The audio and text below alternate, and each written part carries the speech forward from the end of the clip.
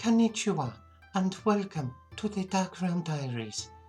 It is my humble duty to welcome you to this most auspicious video. My name is Noritaki Dinawe and I have been given the honor to welcome you to this video about my homeland, Japan, the land of the rising sun. Master Michael J. Elliott's son, horror author and writer, will be leading you through some of the most wondrous myths and legends from my homeland. I hope you will sit back and enjoy. Arigato. G'day Dark Realmers, horror author and illustrator Michael J. Elliott with you today, and wasn't that a wonderful introduction? Look, never let it be said that we don't go to any lengths to ensure you get a wonderful introduction here at the Dark Realm Diaries. We flew Noritaki out all the way from Osaka just to be with you, and that blew our YouTube budget for at least 10 years, considering I've only made less than $1. Okay then, well, today's Dark Realm Diary episode is all about the myths and legends from Japan, and this one was suggested by Christy Stratos, and so I'm very happy to present some of the most frightening myths and legends from the land of the rising sun. Let's get started.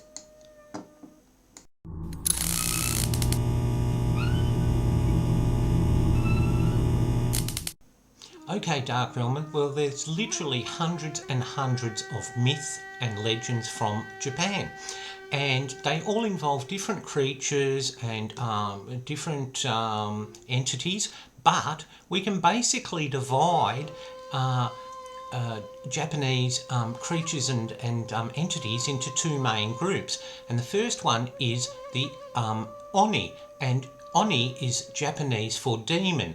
And the second is the Yurei, which is Japanese for ghost. So there are a lot of stories in Japan about demons and ghosts. Oh, and let's not forget foxes. Some of you may know that foxes are particularly interesting in Japan because they're considered either ghosts or they're considered shapeshifters. That's right, they're considered beings that can actually change their shape.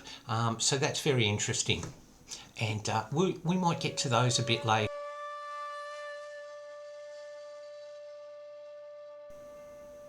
Okay guys, now doing my research, I came across a lot of creepy, I mean really creepy creatures, and this was the first one I did on my research hunt for Christy Stratos, and this one really freaked me out, especially as a horror writer, and there's it's an amazing feeling when a horror writer gets the shivers, let me tell you.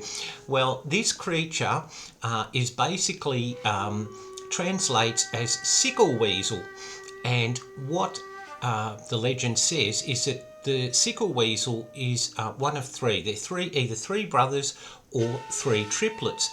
Now, what the sickle weasel does is the first weasel knocks the person down to the ground, the second weasel cuts off their legs with his sickle, and the third weasel actually sews up the wound. And this is all apparently happens in the blink of an eye, and the person that's had their legs amputated doesn't even realise it's happened.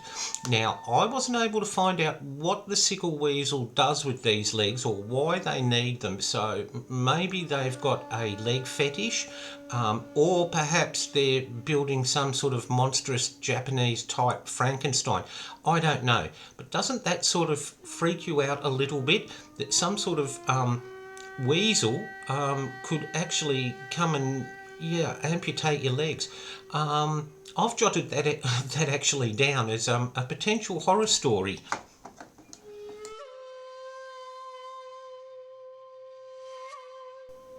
Okay, Dark Realmers, now I know absolutely nothing about Japanese grammar or its usage, but I'm going to go out on a limb and I'm going to suggest that Onna may be the female version of Oni, demon. So this may be the Japanese grammatical version of a female demon. And the Snow Woman's a very interesting creature. I mean, she looks terrifying. She's pure white and she wears a white kimono and she has jet black hair, so that contrast would be very creepy. But she was meant to murder travellers by breathing on them and then freezing them, and then she'd steal their soul by sucking it out from their nose or their mouth. And I was just thinking while I was researching this, perhaps the legend of the Yukei Ono began when the Japanese wanted to explain away people who had died from hypothermia. Now just think about it for a moment, Dark Realmers. Just like in the rest of the world, medicine was very primitive. It was very much based on herbal remedies and laws and tinctures and so forth. And when confronted back in the distant past, when people were confronted by a form of death that they didn't understand, they obviously put it down to spirits or demons or perhaps the will of God, just so that they had some form of closure, so that they understood or thought they understood why a certain person died.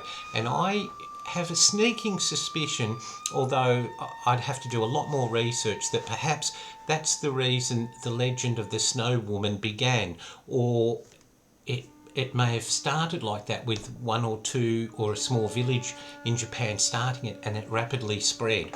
But very interesting legend there, Dark Realmers.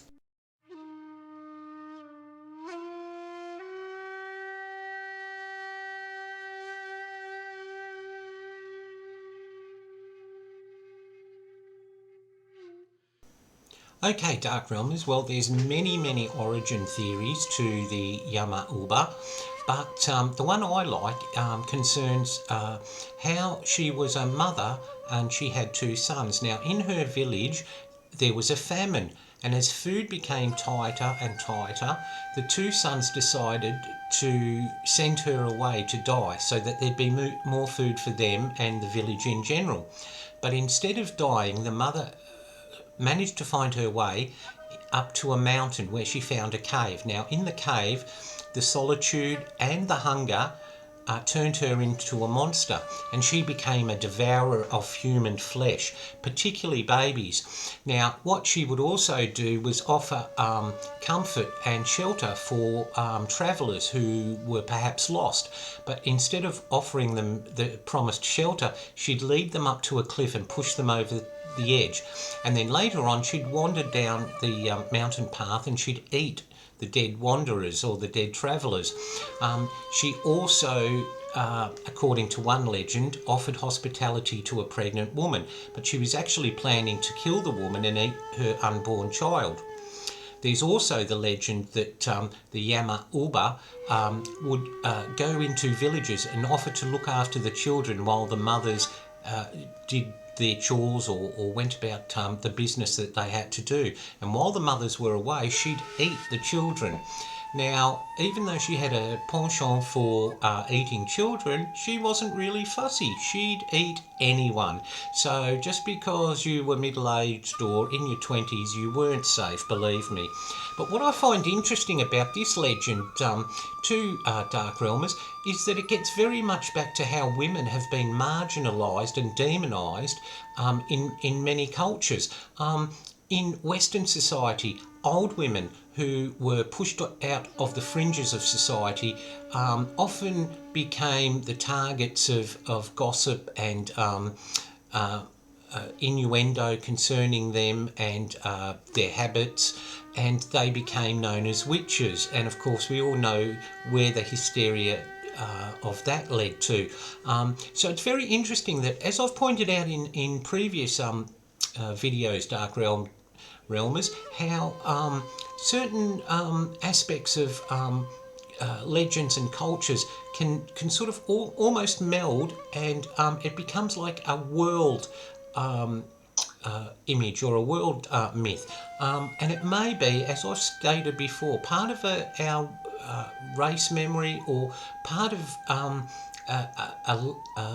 a legend that we all share from the past.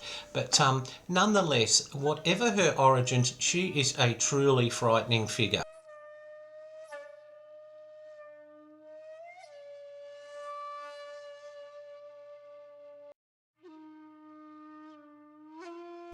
Okay, Dark Realmers, in our final look at myths and legends of Japan for today, we're going to be looking at the Tengu. Now, the Tengu is a mountain goblin, and it's often portrayed as very bird-like and having a beak. And it's also portrayed very commonly as having a long red nose, just like you see in this mask.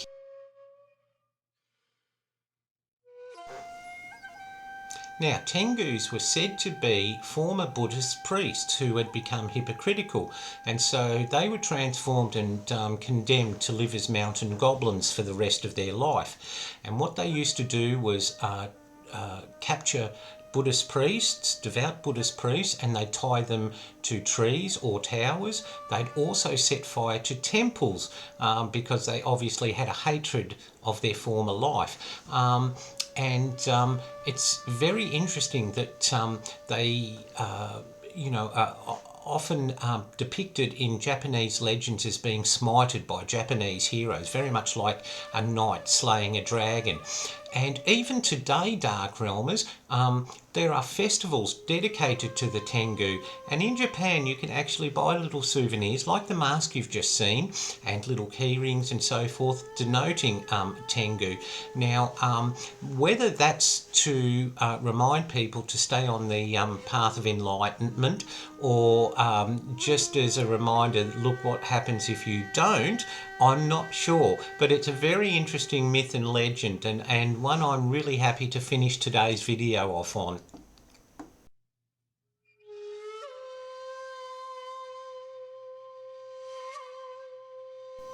Okay, Dark Realmers, that's it for our look at the myths and legends of Japan. I hope you've enjoyed it. If you have, don't forget to check out our other video on the myths and legends of Russia. Okay, now Christy Stratos, I hope I picked some of the best myths for you. I certainly found them interesting, and there's a lot more I could do research on, and I might do a part 2 of this for you. Okay, Dark Realmers, well that's it. As I said, I hope you've liked it. Leave a comment down below for me. Also too, if you've got any myths and legends from any country that you've got a really strong interest in, let me know and I'm happy to do the research for you. Okay, and to make sure you get all our great videos, don't forget to subscribe and hit like. I really do appreciate everything that you do to help support the Dark Realm Diaries. And as I always say, Dark Realmers, until next time, stay in the light.